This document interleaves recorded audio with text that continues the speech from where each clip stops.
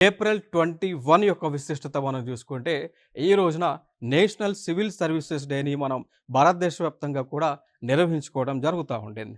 So, దానికి గల కారణం ఏంటి అంటే, ఈ రోజున మనకి 21 ఏప్రిల్ సో, మొట్టమొదటి ఇండియన్ అడ్మినిస్ట్రేటివ్ సర్వీసెస్ ఆఫీసర్ సంబంధించి పాసింగ్ పరేడ్‌లో మన భారతదేశానికి మొట్టమొదటి హోమ్ మినిస్టర్ అయినటువంటి సర్దార్ వల్లభాయ్ పటేల్ గారు ఈ యొక్క వీరు మాట్లాడటం జరిగింది అండి.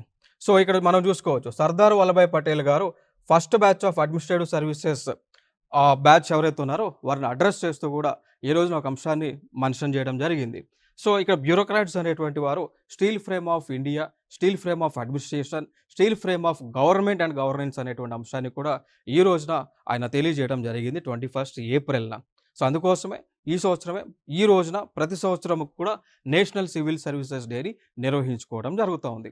దానితో పాటు ఈ రోజునే భారతదేశంలో ఉన్నటువంటి ఆల్ ఇండియా సర్వీసెస్ ఎవరైతే ఉన్నారో వారిలో ఎవరైతే ప్రజలకు ఎక్కువగా సేవ చేశారో వారి యొక్క సేవను గుర్తిస్తూ కూడా మన భారతదేశం ప్రభుత్వము వారికి అవార్డ్స్‌ని కూడా అందిస్తూ ఉంది. Like prime ministers awards for excellence in public administration అనేటువంటి ఒక టైటిల్‌తో భారతదేశంలో ఉన్నటువంటి బ్యూరోక్రాట్స్ అందరికీ కూడా వారి యొక్క సేవల మేరకు వారికి వారి సేవలను గుర్తిస్తూ అవార్డ్స్‌ని ప్రదానం చేస్తూ ఉంటుంది భారత ప్రభుత్వం.